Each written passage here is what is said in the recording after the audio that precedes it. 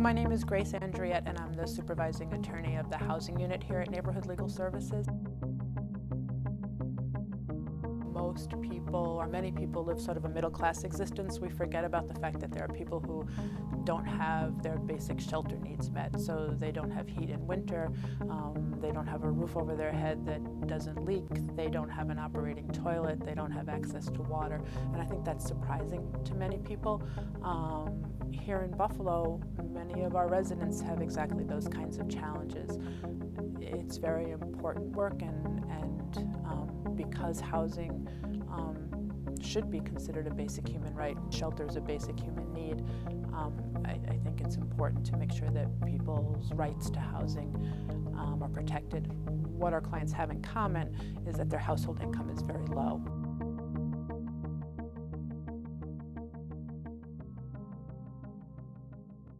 The way I look at it, I'm a paying customer. Whenever you pay for something, you're paying for services. He just took my money, basically. That's how I felt.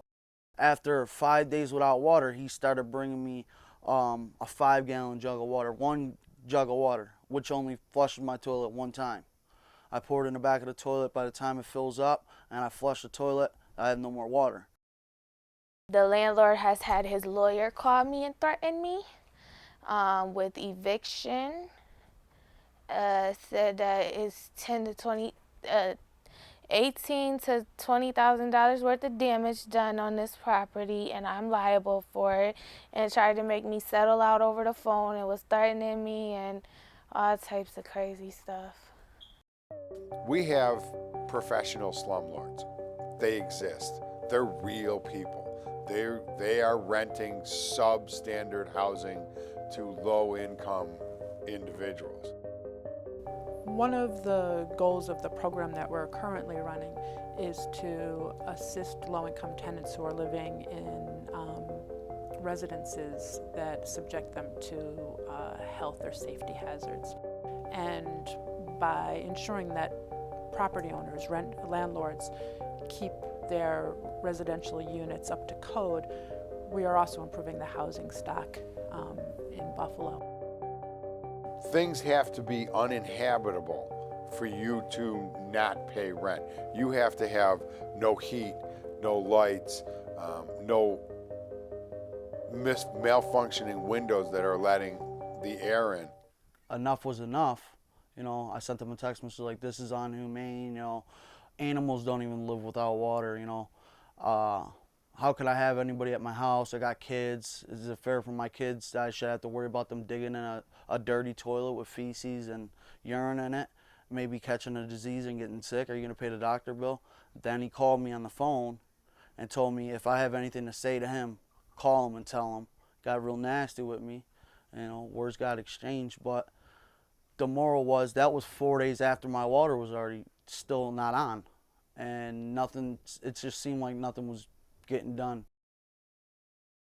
And the pipes busted. I called the building inspector because he tried to say that I was liable for the damage, but my grandfather is a property manager, and he told me I'm not liable for that. So I called the building inspector, and the building inspector said I'm not liable either because everything in this apartment was cosmetically done. Nothing was insulated properly, nothing was done properly. It was just done to look nice.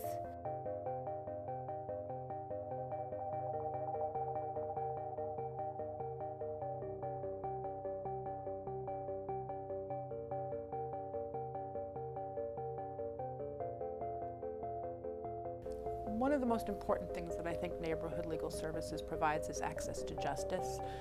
Many people do not have a way to enforce their rights without the services of Neighborhood Legal Services.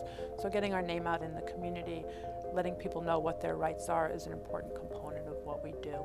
Many people find themselves in situations that they never would have imagined, you know, finding themselves in. And sometimes it's hard, I think, for someone who has sort of a secure financial existence to understand that poor people have to make decisions every day about whether to pay the electric bill or the gas bill, or whether to purchase food, whether to pay the rent, or whether to pay the heating bill.